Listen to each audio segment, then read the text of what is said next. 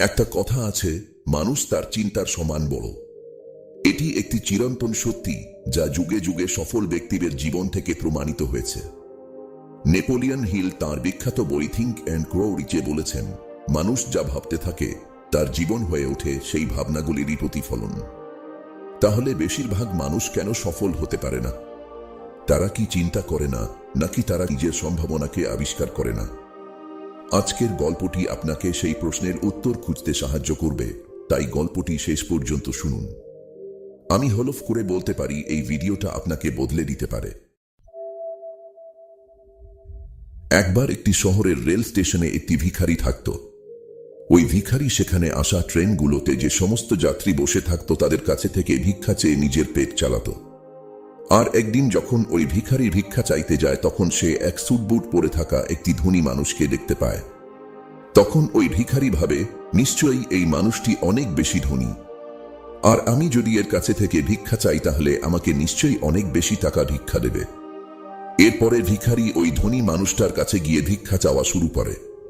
কিন্তু ভিখারিকে দেখে ওই ধনী মানুষটি বলে, তুমি কি সবসময় মানুষের কাছে থেকে কেবল চাও? কখনো কি তুমি কাউকে বিনিময়ে কিছু দিয়েছ? এটা শুনে ভিখারি অবাক হয়ে বলল, সাহেব, আমি তো একজন ভিখারি মাত্র। আমি মানুষের কাছে থেকে ভিক্ষা করে নিজের জীবন চালাই। আমার তেমন ক্ষমতা কোথায় যে আমি কাউকে কিছু দিতে পারবো? এরপরে ওই ধনী লোকটি বলল, যেহেতু তুমি কাউকে কোনো কিছু দিতে পারবে না তাহলে তোমারও কারো কাছে থেকে কোনো কিছু চাওয়ার অধিকার নেই। আমি একজন ব্যবসায়ী, আর আমি লেনদেনে বিশ্বাস করি।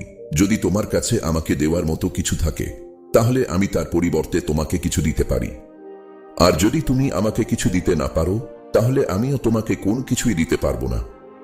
এরপরে ওই ধনী লোকটি ট্রেনে উঠে পড়ে এবং সেখান থেকে চলে যায়। এদিকে ভিখারি বসে বসে ওই বিজনেসম্যানের বলা কথাটি ভাবতে থাকে। ভিখারি ভাবে যে আমি এতদিন পর্যন্ত ভিক্ষা করছি, কিন্তু এমন কথা তো আমাকে আজ পর্যন্ত কেউ বলেনি। যদিও ওই বিজনেসম্যান খারাপ কিছু বলেনি। সত্যিই তো আমি যদি কাউকে কোনো কিছু দিতে না পারি তাহলে আমি কি করে অন্য মানুষের কাছে থেকে চাইতে পারি? আর এরপরে ওই ভিখারি ভাবে, হয়তো এই কারণেই মানুষজন আমাকে বেশি টাকা দিতে চায় না, কারণ ভিক্ষার পরিবর্তে আমি কোনো মানুষকেই কোনো কিছু দিতে পারি না।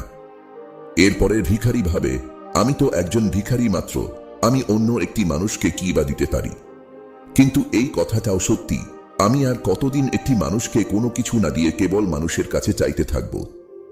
আর সবশেষে ভিখারি সিদ্ধান্ত নেয়, আজকের পরে যে মানুষই তাকে ভিক্ষা দেবে ওই ভিখারি তাকে তার পরিবর্তে কিছু না কিছু অবশ্যই দেবে।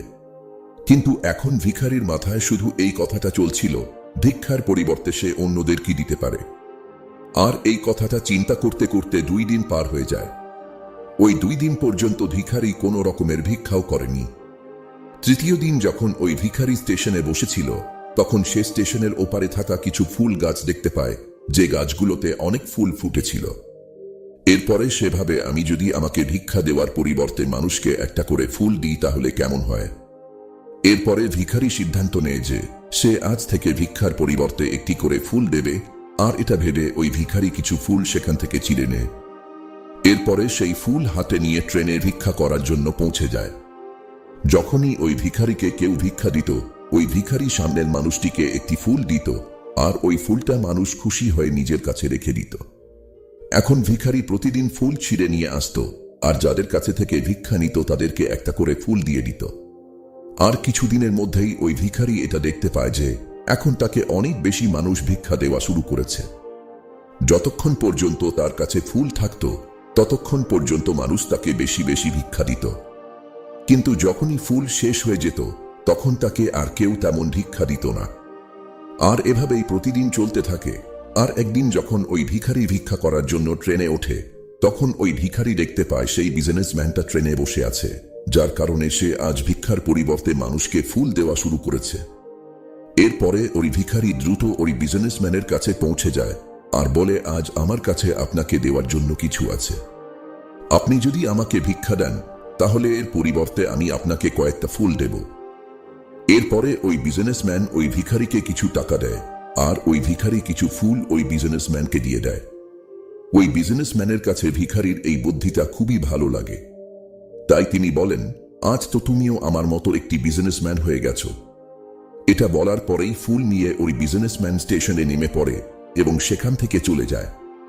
এদিকে আরো একবার ওই বিজনেসম্যানের বলা কথায় ওই ভিখারি আবার চিন্তা করতে শুরু করে। ওই ভিখারি ভাবে যে আমি কি করে বিজনেসম্যান হতে পারি। অনেক ভাবার পরে ওই ভিখারি বুঝতে পারে এখন সেও জীবনে সফল হতে পারবে, কারণ এখন সেও সফলতার রহস্যটা জেনে গেছে। এরপরে ভিখারি ট্রেন থেকে নেমে পড়ে আর জোরে চিৎকার করে আকাশের দিকে তাকিয়ে বলতে থাকে, আমি কোনো ভিখারি নই, আমি হলাম একটি ব্যবসায়ী। আমিও ওই ধনী বিজনেসম্যানের মতো হতে পারবো, আমিও ধনী হতে পারবো। আর যখন চিৎকার করে ভিখারি এই সমস্ত কথা বলছিল, চারপাশের লোকজন ওই ভিখারিকে দেখে ভাবছিল হয়তো সে পাগল হয়ে গেছে। আর পরের দিন থেকে ওই ভিখারিকে স্টেশনে আর দেখতে পাওয়া যায়নি।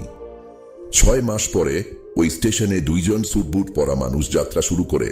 দুজনেই একে অপরের দিকে তাকায় এবং একে অপরের সঙ্গে হাত মেলায়।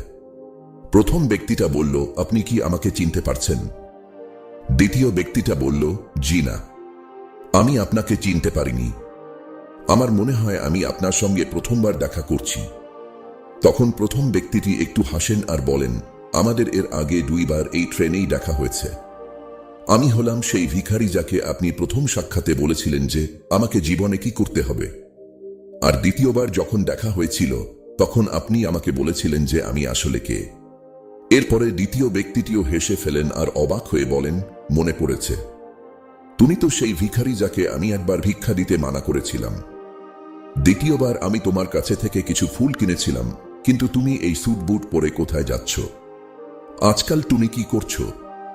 তখন ওই প্রথম ব্যক্তিটি বলে, হ্যাঁ, আমি হলাম সেই ভিখারি, কিন্তু আজ আমি ফুলের অনেক বড় একজন ব্যবসায়ী। ব্যবসার কারণেই আমি অন্য শহরে যাচ্ছি।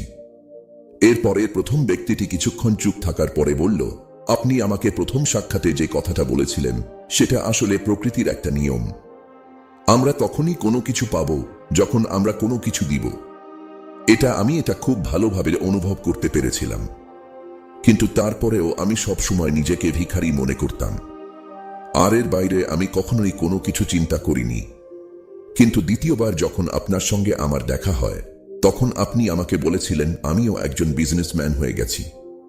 আর তখন আমি এটা বুঝে নিয়েছিলাম যে মানুষ আমাকে এত বেশি ভিক্ষা কেন দিচ্ছে, কারণ তারা আমাকে ভিক্ষা দিচ্ছিল না, বরং তারা ওই ফুলের মূল্য দিচ্ছিল। প্রতিটা মানুষ আমার ফুল কিনে নিচ্ছিল, কারণ এর থেকে সস্তায় তারা অন্য কোথাও ফুল পাবে না। যদিও আমি মানুষের চোখে একটি ছোট ব্যবসায়ী ছিলাম, কিন্তু নিজের চোখে তখনও একটি ভিখারি ছিলাম। আর আপনার বলার পরেই আমি বুঝতে পারি যে আমিও একজন ছোট ব্যবসায়ী। এরপরে আমার জমানো টাকা দিয়ে আমি অনেক ফুল কিনে নিই আর ফুলের ব্যবসা করা শুরু করে দিই। এখনকার মানুষের ফুল অনেক পছন্দ, আর তাদের এই পছন্দ আমাকে আজ ফুলের অনেক বড় একটি ব্যবসায়ী বানিয়ে দিয়েছে। কথা শেষে তারা ট্রেন থেকে নেমে পড়ে এবং নিজের রাস্তায় চলে যায়।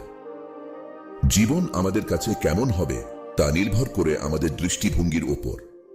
যদি আপনি নিজেকে ছোট ভাবেন তাহলে আপনি ছোটই থাকবেন, কিন্তু যদি আপনি নিজের ভেতরের সম্ভাবনাকে চিনতে পারেন তাহলে আপনিও একদিন বড় কিছু করতে পারবেন। তাই নিজেকে ছোট করে দেখবেন না, নিজেকে সফল, শক্তিশালী আর যোগ্য একজন মানুষ হিসেবে দেখুন। কারণ যখন আপনার চিন্তা বদলাবে তখন আপনার ভবিষ্যতও বদলাবে। ভিডিওটি ভালো লাগলে লাইক করুন, কমেন্টে জানিয়ে দিন এই গল্প আপনাকে কি শিখিয়েছে, আর শেয়ার করে অন্যদেরও অনুপ্রাণিত করুন। ধন্যবাদ পাশে থাকার জন্য। আবার দেখা হবে নতুন একটি অনুপ্রেরণামূলক গল্প নিয়ে।